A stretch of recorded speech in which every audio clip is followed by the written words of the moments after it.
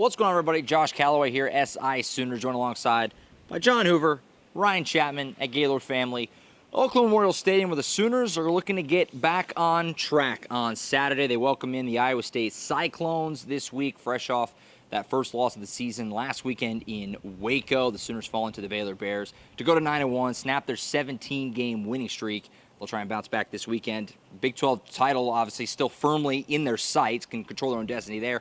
Playoff, wishy-washy, maybe. We'll find out about that in due time. But first objective, of course, is the Cyclones this weekend.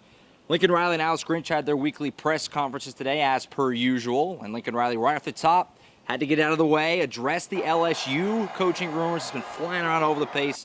People putting out rumors with not a whole lot of water, I don't think. He pretty much shut it down. He said, look, you guys know how I feel about Oklahoma. He said, there's nothing to handle here. I'm not going to LSU, basically, is what he said. So we'll see how that develops, but pretty much shut it down from Lincoln Riley. That was how we opened the press conference today. Then we shifted back to the normal stuff. Why did Oklahoma lose against Baylor on Saturday and fall down to 9-1 on the season? It wasn't great in Waco over the weekend. Oklahoma taking that first loss. We talked about it before, but can you learn the lessons when you're still winning games every week? Lincoln Riley kind of talked about that. Those wins maybe masking flaws throughout the year. There was a question that actually was answered yesterday in a different press conference in a different state. Steve Sarkisian at the University of Texas brought it up and said, sometimes when you win close games, that can paper over your flaws. And I thought that's a really brilliant question to ask Lincoln Riley, who's been winning a buttload of close games. Well, they get up against a good team. Their flaws were exposed. Baylor took it to them. Baylor was a more physical team, the more focused team, the hungrier team. Did that expose any flaws? And the way Lincoln explained it was no, not necessarily, because he said we examine closely our flaws, whether we win or lose, probably more so after we win. So, no, there was nothing down that hole apparently, but I'm not entirely buying that this loss was not necessarily a terrible thing for the current and total state of the Oklahoma football program, if that makes sense. You never want to lose. Sure, you'd rather win ugly than losing, but I think losing is going to be able to refocus this team. I think it's going to be able to, maybe there's some dissension in the locker room, maybe there's some disagreement in the coaching staff room. I think maybe losing and exposing what everybody's been talking about for weeks, months now, which is this team's talent is not as great as we thought it was. They're a little bit overrated. There's some things to fix. It's okay, we're 9-0. It's okay, we're close. We've been hearing that every week. And this week we didn't hear that because they're not that close. They're not 9-0 anymore. So maybe there's something that can come out of this, which it would be, of course, a win over Iowa State, a win over Oklahoma State, and a win in the Big 12 championship game. Absolutely, and I think there's a difference between they go over all their flaws without a win and it actually seeping in. There's a big discrepancy there, and so we'll see how the players mainly respond to finally taking that first loss of the year. Now, obviously, Ryan, one of the biggest things coming out of the Baylor game was Caleb Williams didn't play well for the first time. He actually got yanked for a couple of series, had his hand stepped on. Lincoln pretty much shut down that being a problem after the game. Today, not as much. Said he's still the starter. Where does Caleb Williams go from here? Yeah, and like you were saying there, hand stepped on. Lincoln did say that Caleb Williams' hand was swelling a little bit, which means it was hard for him to grip the football. Maybe that's why he airmailed that second interception so awfully when he was trying to throw it out of bounds. But Lincoln doubled down today. He basically said Caleb Williams is the guy, and that if you have confidence in what you're doing, then one outcome's not going to change everything. And I'd say with the things we've seen on this field, from Baker Mayfield to Kyler Murray to Jalen Hurts to the good stuff out of Spencer Rattler last year, it's obvious that Oklahoma and Lincoln Riley is confident in what they're doing quarterback-wise. So it's a young quarterback who is learning his lessons in his, fourth game against one of the better defenses in the Big 12, as opposed to playing a Kansas State or something like that. Going on the road to Baylor, it's been tough for everyone. So they're confident in him. He's still the starter, and you'll just have to see, because he's got statistically two better defenses this week in Iowa State and then next week Oklahoma State, and that pass rush, it's going to be a whole different animal down there in Stillwater, or up in Stillwater. So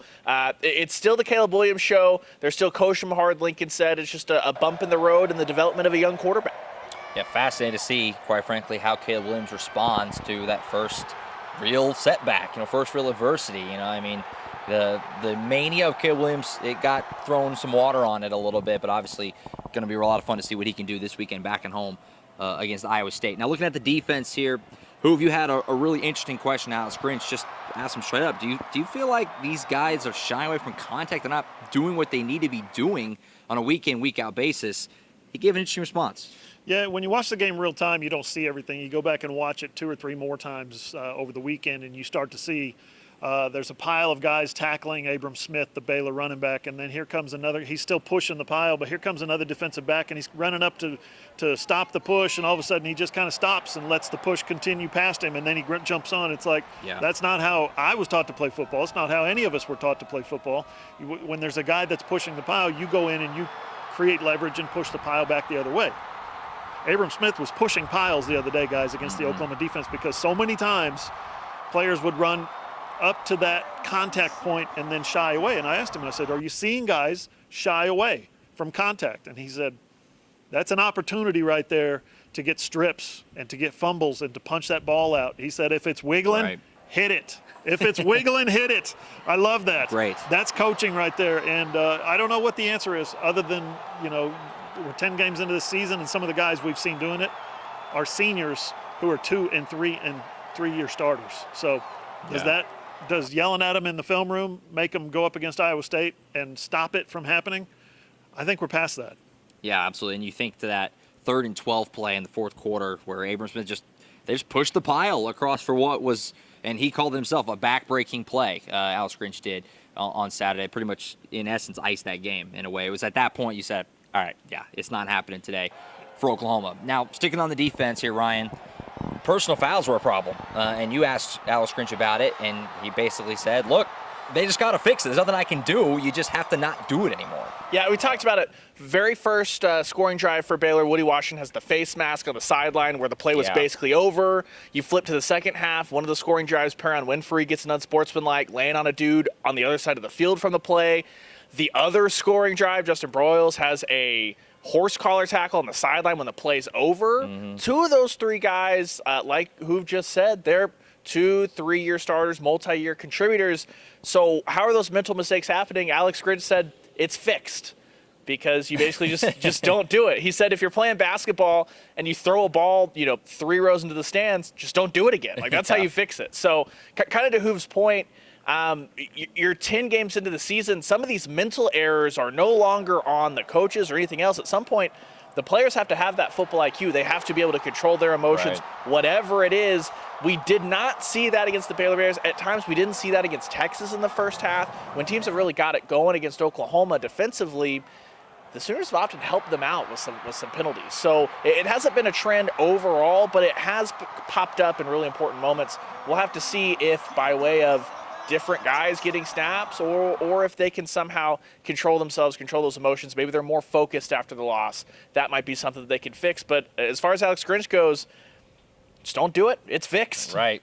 At a point, it's like you said, it's just on the players to do it. And I'll say they're capable. We saw for long stretches on Saturday, the defense looked pretty good. But as Alex Grinch said today, it only takes a few plays. Half their running yards came on just a handful of plays. 4 plays. On 4 plays. You just, it has to be complete. And Woody Washington talked about that today as well in his Zoom, saying we just have to finish. We have to play every snap like it's the biggest snap of the game, basically. Time will tell if that happens. And the next chance for that will be Saturday. Oklahoma and Iowa State. Final home game already.